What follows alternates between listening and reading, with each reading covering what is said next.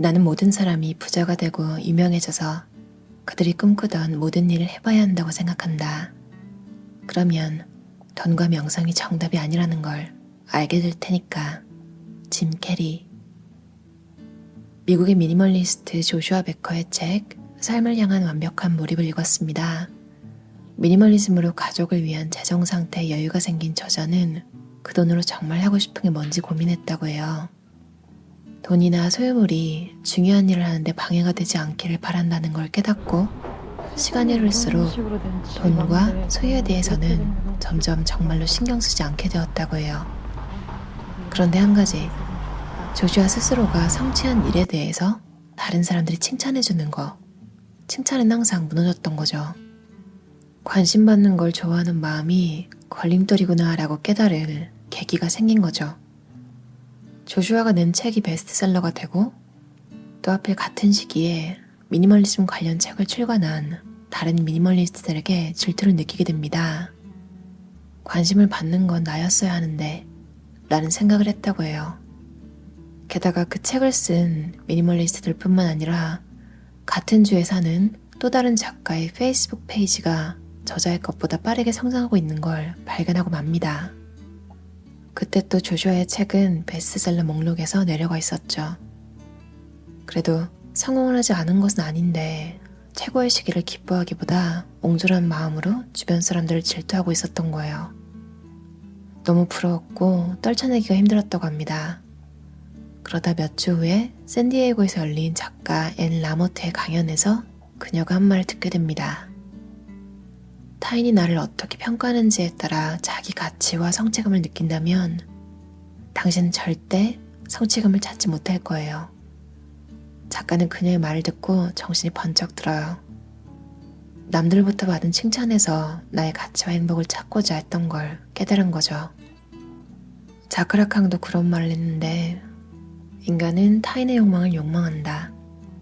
다른 사람의 인정과 칭찬에서 자기 가치를 찾는 것은 어리석은 일이라고 저자는 말해요. 저도 같은 생각인데요.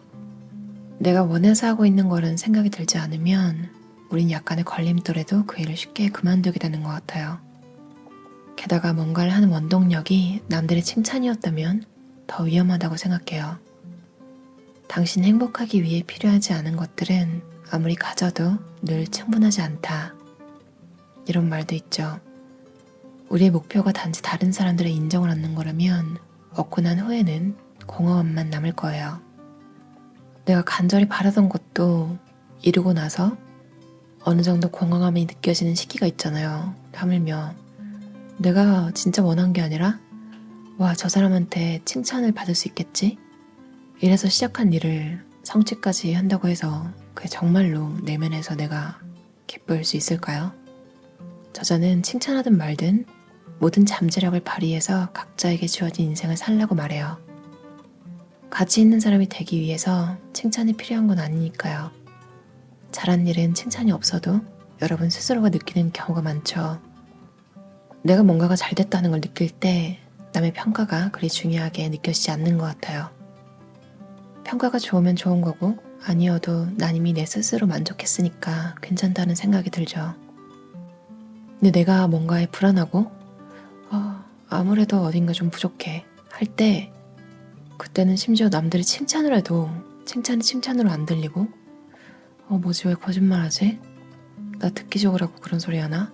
이런 식으로 의심도 되죠. 왜냐면 내가 알거든요. 게다가 어느 누가 정말로 혹평을 해버리면 슬프기까지 하죠. 사실이라고 느껴지니까요. 저자 조슈아 베커의 할아버지가 이런 말씀을 하셨다고 해요. 칭찬은 향수 같은 거야. 향은 맞대, 삼켜선 안 되지. 너무너무 적절한 표현인 것 같아요. 사람들이 유명해지고 싶어하는 가장 큰 이유가 눈에 띄고 싶고 높이 평가받고 싶은 욕망 때문이라고 해요. 약간의 칭찬은 충분히 누려도 괜찮지만 칭찬이 없다고 괴로울 정도면 너무 인생이 슬프겠죠. 누군가의 칭찬을 목표로 살아간다면 건강하지 않은 희생을 하기 시작하는 것이라고 해요. 그 사람의 칭찬을 받기 위해서 마음이 불편한 일도 실행할 확률이 높으니까요. 가스라이팅이라고 하는 것도 당하기 쉽겠죠. 타인의 칭찬과 인정이 일으킬 수 있는 위험성을 빨리 인지할수록 피해가 줄어든다고 합니다. 칭찬받고 싶은 욕구를 내려놓는 연습도 행복한 삶을 위한 한 방법인 것 같아요. 여러분이 목표에 더 몰입하고 전념할수록 다른 사람들의 칭찬을 덜 갈구하게 돼요. 고우도 그런 말을 했죠.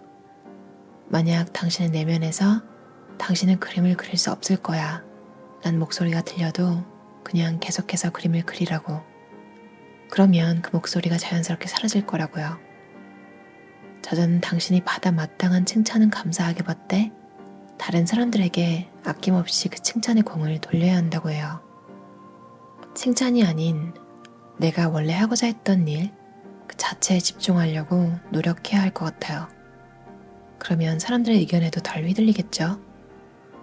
칭찬에 목매지 않는 삶, 다른 이의 시선이 두렵지 않은 삶, 다들 그런 행복한 삶 사셨으면 좋겠어요.